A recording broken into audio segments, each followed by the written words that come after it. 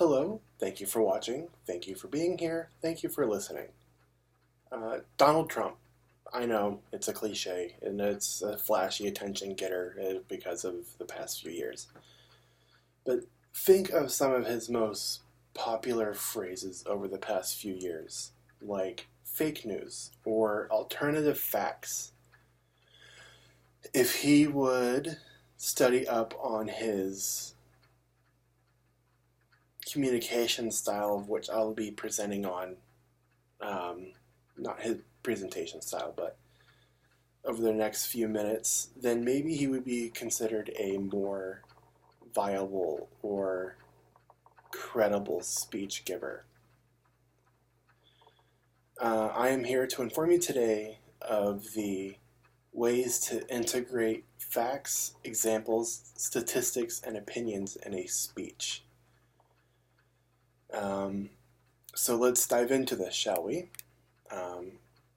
First, I'll talk about the functions of my website, how to integrate the facts, examples, statistics, and opinions. Each one of those had their own separate tab in the website to keep them organized.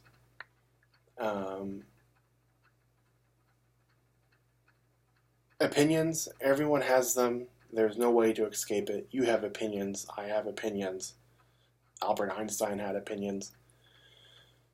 But when giving a speech, it's important to keep them relevant to what you're talking about so you don't lose your credibility or your audience. The proper way to integrate an opinion into your speech is to base it off of facts. As I said just before, it's okay to have an opinion, but when your opinion starts crossing into parts that don't make sense or is contradictory of well-known proven facts, that's when the presenter will start to lose their audience. Moving on to facts. Facts, according to the Oxford Dictionary, is anything that has been proven to be true. An opinion, obviously, is not a fact. That is a fact. A half-truth is not a fact.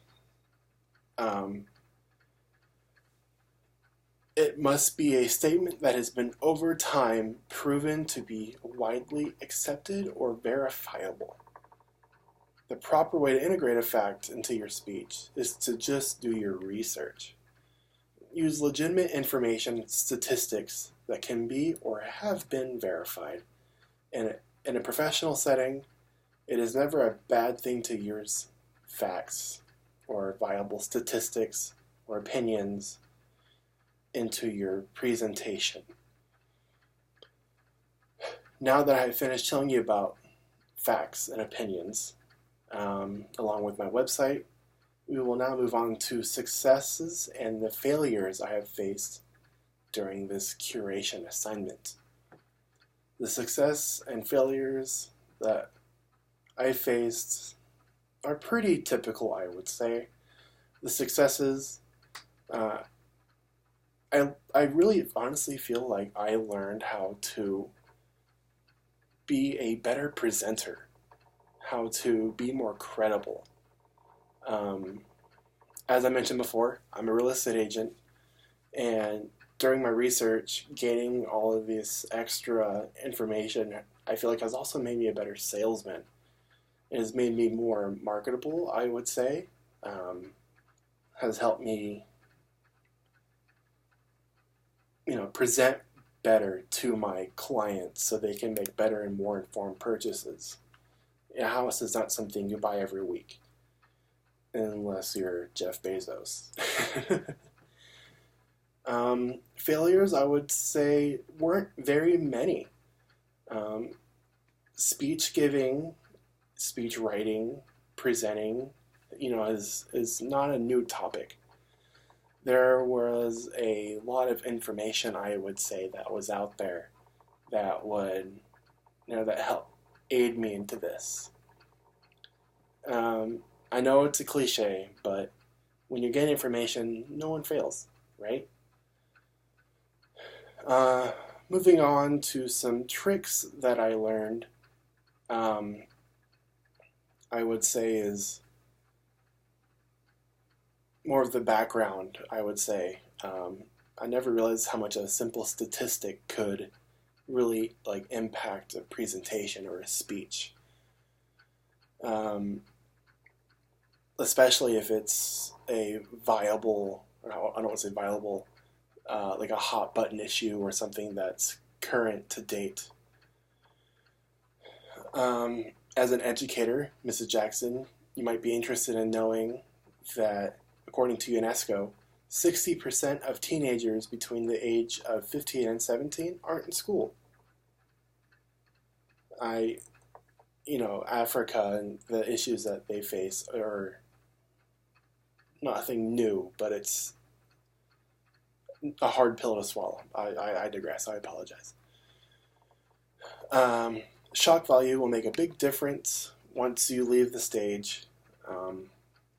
It makes all the world between your presenters forgetting what you said 2 or 3 days later versus maybe someone in that crowd will be so wowed by what you said that they might just come up with the next cure or solution to a big issue.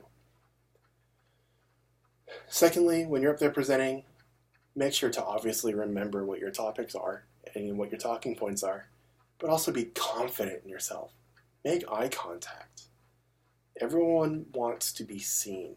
Well, not everyone, but when you're up there presenting, make sure you make, a couple of seconds, just try and look at everyone.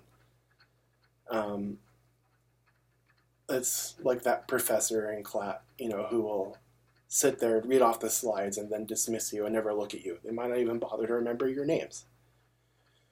The eye contact, just the feeling of being seen, makes a world of difference. You want to make sure that you also stand up there with confidence.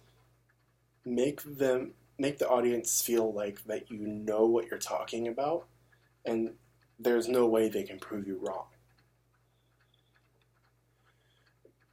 We're almost there, so let's move on to my ideas for the future. This kind of has to go hand in hand with the first, and I feel the most important part of this is facts and fact checking. Over the past few years, fact checking has been in the news even more so than before. We need to make sure that we preserved fact checkers and their integrity, and that we as a population of the world, that we don't allow anyone to stand up there and blatantly lie to us, no matter who. Secondly, public speaking.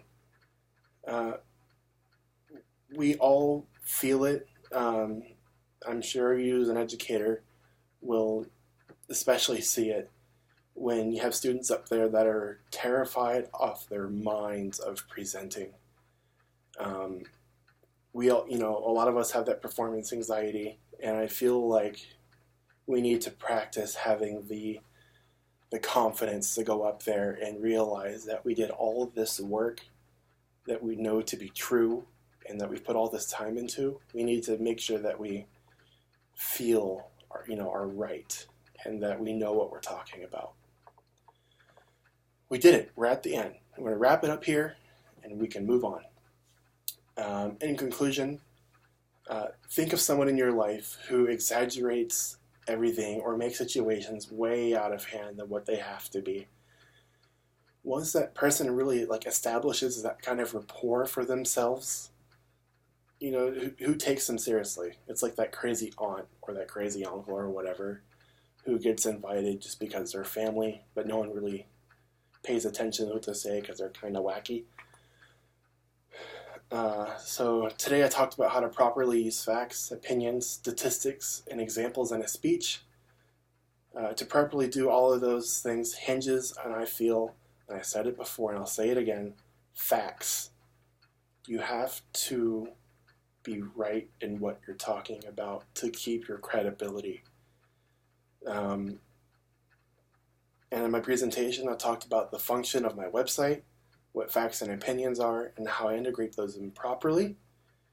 After that, I talked about the successes and failures that I face. And finally, I talked about my issues. So thank you for watching and for listening. In the future, I hope everyone who gives speeches, no matter who they are or who they're to, that they do their fact checking along with the research that goes along with it. Thank you.